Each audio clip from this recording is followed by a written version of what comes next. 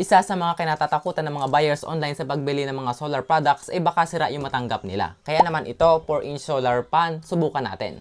So, eto na ang kanilang 14-inch. So, without further ado, buksan na natin to. Tingnan natin kung hindi tayo mabubulol for today's video. Kasi medyo mahal din naman to. Mahigit 1,000 plus din to. Kaya sayang yung pera kung sira. Pero as of now, mukhang okay naman. Pero ngayon nga lang, medyo magaan yung box. So, tingnan natin kung anong laman ito. At kung uubra nga ba, try natin kung matagal malobat, kung malakas yung hangin, tapos kung gaano kalaki yung kanyang solar panel. Sa bubble wrap, okay naman. Marami na nga pala akong naipong mga bubble wrap dito. Kasi yung mga in-order ko dati, yung mga malalaki solar light, kaya nakaipon ako ng maraming bubble wrap. Ginagawa kong kutsyon. Ayan. And then, eto na. Yung nga lang nagtaka ako bakit sobrang gaan. Parang wala pa itong 2 kilo. So, tingnan natin kung totoo nga. Parang hindi ako maniniwala na okay yung laman niya. Kasi sobrang gaan. Oh, purong plastic. Kaya magaan. Ayan yung ating LC. Ito yung solar panel, ang cute. Ayan. Tapos, U-frame para sa solar panel. And then, ito na mismo yung ating electric fan na kalas-kalas. So, basically, i-assemble mo pa pala to para mo magamit. Ayun, meron isang tornilyo. At wala nang laman yung box, yun lang. So, ito yung laman. By the way, hindi ko na nga pala i-edit yung video. Hindi ko na siya ikakat para kita nyo yung mismong product. Ang hirap kasi mag-edit. Ito. Ayan. Ano ba to? Tignan natin din eh. Ito ilalagay din eh. So, let's see. Ano ba? Ayan. Oops.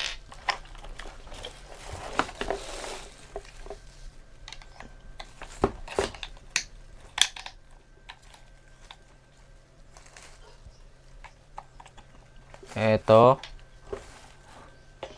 Tapos din eh.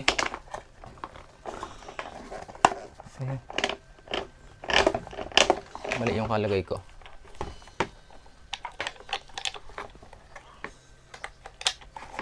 Ganito dapat. Ayan.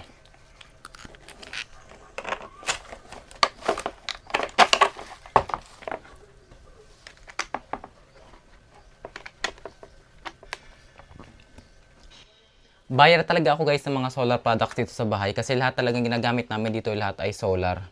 Ultimong ilaw, lahat yung mga naka-solar light.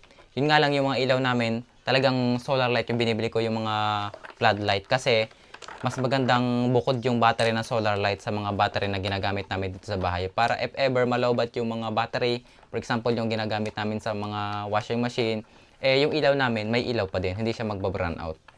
Ayun. Yung iba mga scam yung nabibili ko, yung iba naman legit. Pero yung mga scam hindi ko na ina-upload. Kasi mababash lang ako pag in-upload ko pa yun. Ay! Ting 3. Umiikot na agad. Try. 1, 2, 3. 0. Ang kulit ah. Tapos dito sa baba, paano ba to? May adjustment. Paano to itatayo? Baka meron pa dito. Yan.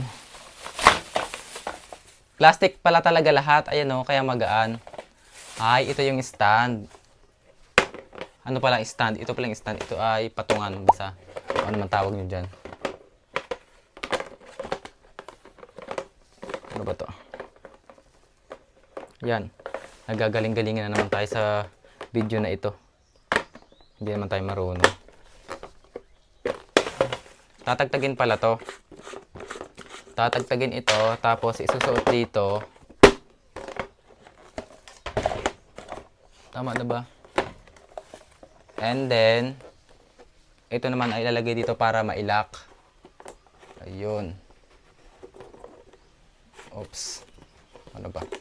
Mali.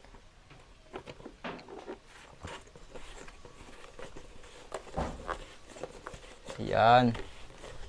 Oops. Tama na ba? So, ayan. Naitayo na natin, di ba? Ang cute. Tapos, ito naman. Paano ba ito ilagay? Ito yung LC. Meron din siyang kasamang charger. Ito, para pwede mong gamitin sa solar panel o kaya naman sa kuryente. Tapos, ito. Yan, wala na. Tagtagin natin to. Tatagtag ba to?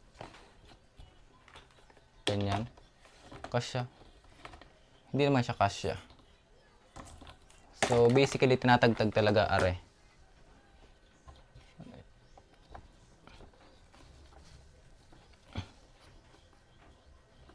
Paano ba ito tagtagin? Wala kasi siyang kasamang manual.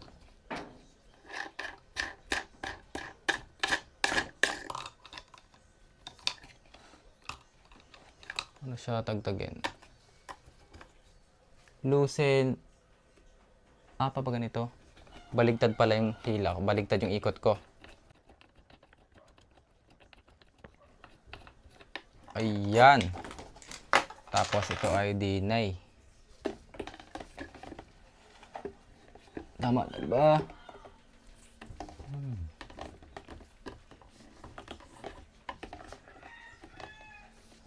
Yan. And then, ilock natin gamit ito. Ayan. Oops.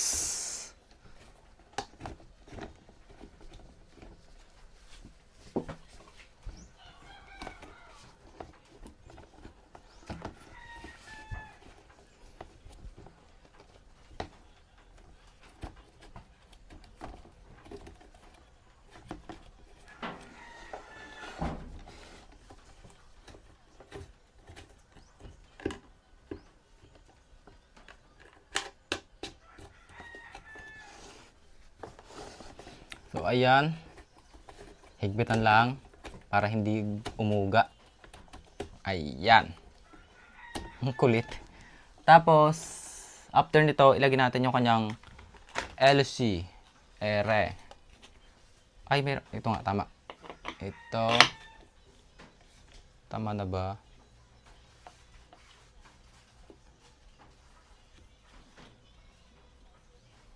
And then, ito ang lock.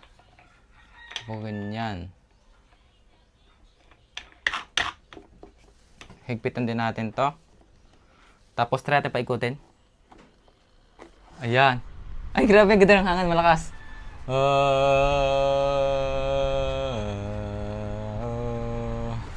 Grabe. Okay yung hangin niya. Goods. Although, para siyang mahina kasi plastic nga. Pero dahil nga plastic, magaan, maluwan siyang ikutin ng motor niya. Kung bakal yung kanyang LC, mahirapan yung makina. Pero dahil nga plastic, easy lang sa kanya. Tapos ito, lagyan na natin to. RID ni. Ito.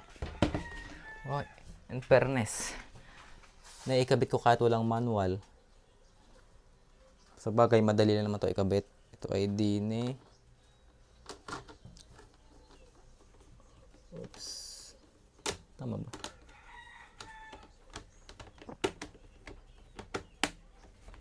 Gagaling-galing na naman ako. Tapos, ilagay natin yung tornilyo. Pero naman siyang kasamang tornilyo. Nasaan na ngayon? Ito. Pero wala silang kasamang screwdriver. Kaya dapat may screwdriver ko yun. O kaya naman yung mga kutsilyo na matilos. O kaya ipako. Pwede na yun. Isa lang naman yung kanyang tornilyo dito sa taas. Sakto ba to?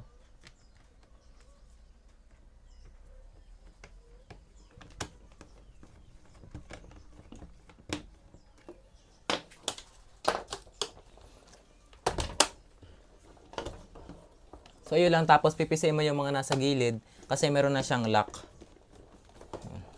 Ayan. Tapos, ito naman ay ni. And, let's see. Oy, naka-3 agad. Start natin sa number 1. Ayan.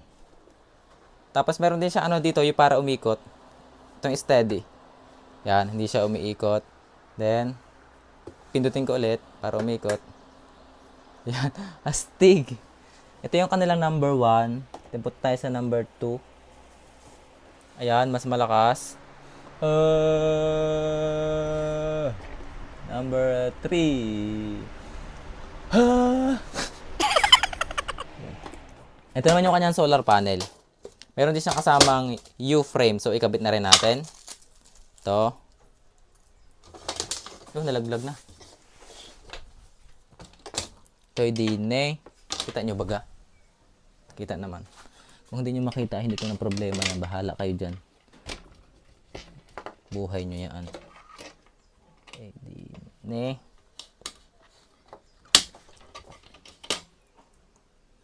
Tapos tornilyo.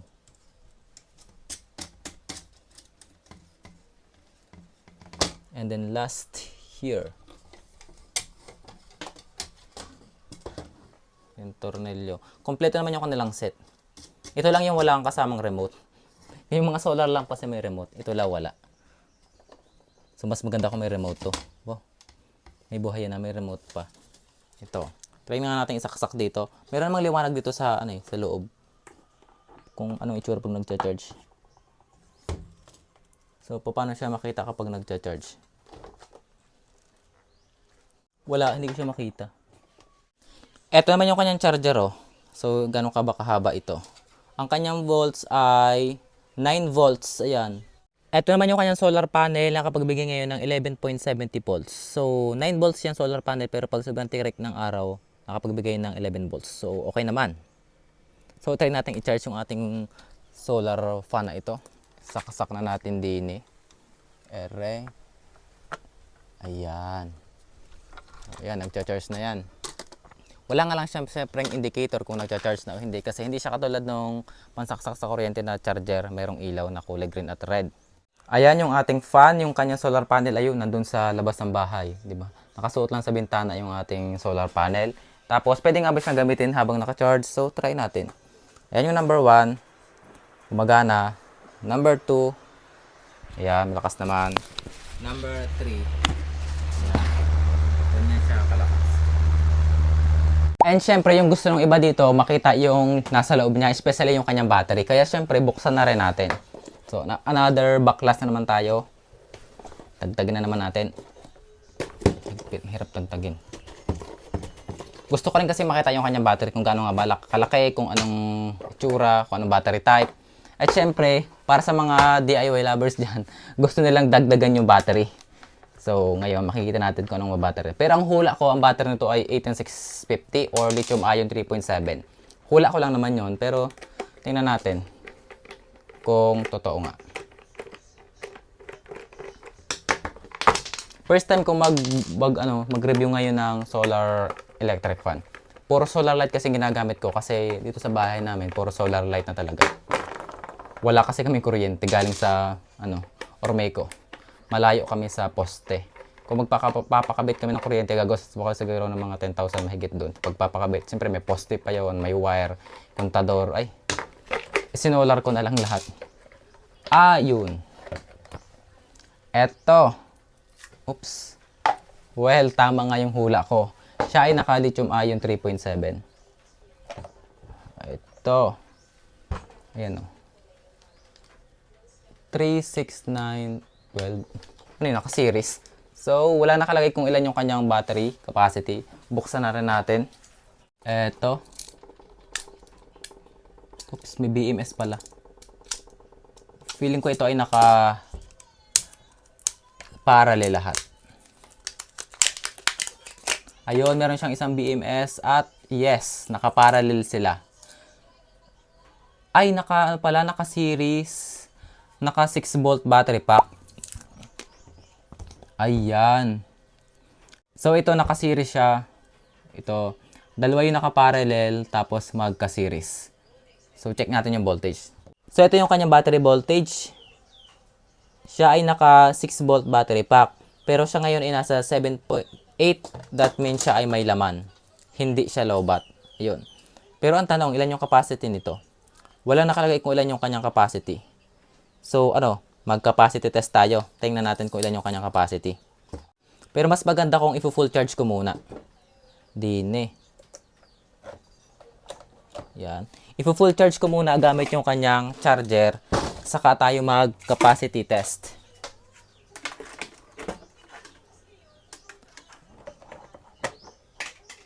Tagtag. And then, buhayin. Ayan, nagcha-charge na. Ayan yung itsura ng kanyang loob.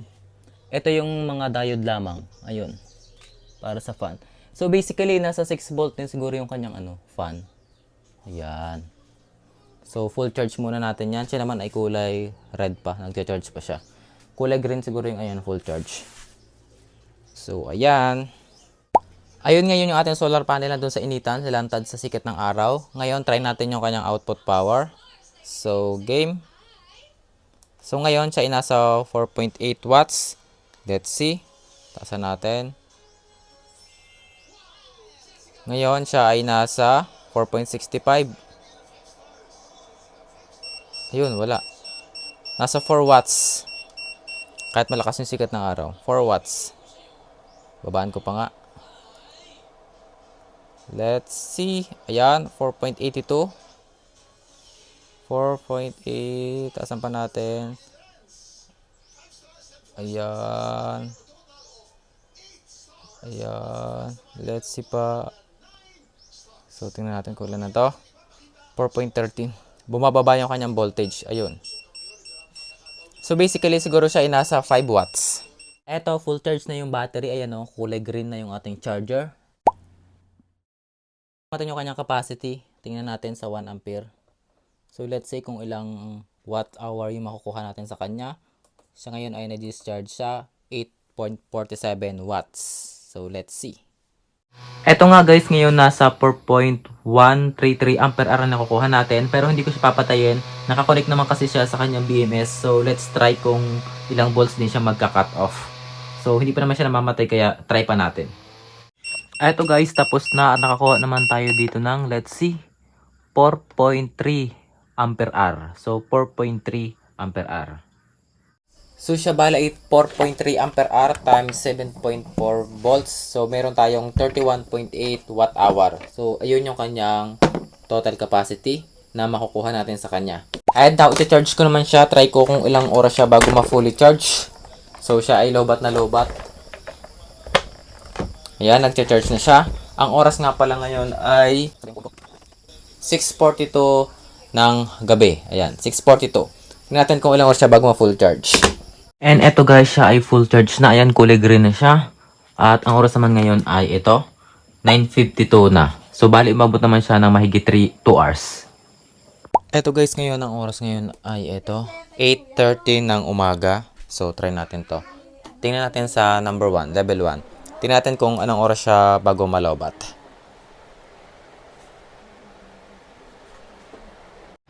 Dito ko nga pala nilagay yung ating electric fan sa taas kasi nagluluto ako dito ay medyo mabanas. Kaya dito ko siya ilalagay. Dito ko siya titingnan kung mga ilang oras siya gagana. 9:45 na pero gumagana pa rin. Ayan. Eto guys, as of now gumagana pa rin yung ating electric fan. Nakapagawa na ako ng iskindi pero hindi pa rin siya nalolobat. Ang oras ngayon ay 11:03 na. May ikot pa din. Okay naman ito, matagal siya malobat. Guys, eto lang ang oras ngayon, 11:20 na ng tanghali. Tapos ko na tong nakapagawa na ako ng ice candy. Pero yung electric fan, umiikot pa din. Nakailang oras na ba yon? Simula, anong oras ka na nagsimula? 9, alas 9 na ako nagsimula. Until na umiikot pa rin. Matagal siya malobat. Well, ngayon pa lang masasabi ko na okay yung product. Yung kanyang runtime. Ito. Nakapagawa na ako ng ice candy pero working pa rin. And eto guys, lobat na itong ating electric mat to. Medyo nainit din ako kasi iniintay ko talaga siya malobat. Ang oras naman ngayon ay 12:30. Kanina pa siya nalobat, mga 12:28. So, bali umabot naman siya ng mga 8, 9, 10, 11, 12. Nasa 4 hours. So, basically, 3 to 4 hours siya bago malobat gamit yung level 1. And ayun guys, umabot naman siya ng mga 8:38, 9, 10, 11, 12. Nasa 4 hours. So, basically, para sure tayo, pwede natin siya magamit ng 3 hanggang 4 na oras gamit yung level 1. Pero kung gamitin naman yung level 1 at level 2, siguro mga 2 to 3 hours. Ayun. So, good na rin para sa akin. Yung mga 4 hours na yun, pwede na. Tapos, gamitin natin sa kanyang solar. I-try natin kung gagana siya habang nakakabit sa solar. So, ngayon siya ay lobat na lobat. Tingnan ko nga. Yan, hindi na siya gumana. Wala. Siya ay lobat na lobat. Try natin sa ating solar panel sa labas. So dito, try natin to. So sa sikat ng araw, dapat nakalantad. Tapos saksak natin din eh. Then try nating buhayin to. Ayun, gumagana. Ayun. 'Di ba? Ayun. Ayan guys, so nakabilad yung ating solar panel. Tapos yung itong ating fan naman ay gumagana. Siya ay nasa level 3. Sinagad ko na siya sa level 3. Level 2 naman. Ayan, level 1. Ayan. Tagtagin natin to. Itong saksak. Ito. Oops. Ayan. So bali nakapag-charge na siya ng kaunting-kaunti dun sa pagkasaksak ko ng solar panel na yon. So try natin kung mamamatay. Medyo mahina na yung kanyang ikot kahit naka level 3 na. Kasi naman lowbat na lowbat. Hindi siya namamatay oh. Kaso mahina yung ikot. Kaya isaksak na lang ulit. Ayan. So basically, kaya niyang gumana habang naka-charge. Yung nga lang syempre, ang problema doon, mapu-full charge ba siya? Eh kapag gamit ng solar panel ito, aabutin tayo na maghapon bago totally ma-full charge yung kanyang battery. Ayun na guys yung ating solar electric fan working naman. Ang problema lang nito ay yung picture nila dun sa kanilang mismong product. Mahaba pero na-receive ko mautdo. Pero sa performance okay naman, walang problema. Goods na goods. Legit. Tapos yung kanyang battery ay mataas din naman. 38, 31 watt hour pala. Tapos ang maganda dito, meron siyang kasamang charger. Tapos solar panel. Kapag maulan, pwede siyang i-charge gamit yung charger sa kuryente. Kapag mainit naman, ayan, pwede siyang gamitin yung gamit yung kanyang solar. And kaya naman siyang i-full charge maghapon. Maghapon talaga para totally full charge yung kanyang battery. Tapos sa gabi magagamit nyo ng 3 to 4 hours gamit yung level 1. Eto nga pala guys, inabili ko sa TikTok. Kung gusto nyo bumili, puntahan nyo lang yung aking TikTok account, AD nyo Katapang 0. Tapos punta kayo sa aking showcase para makita nyo itong product na ito.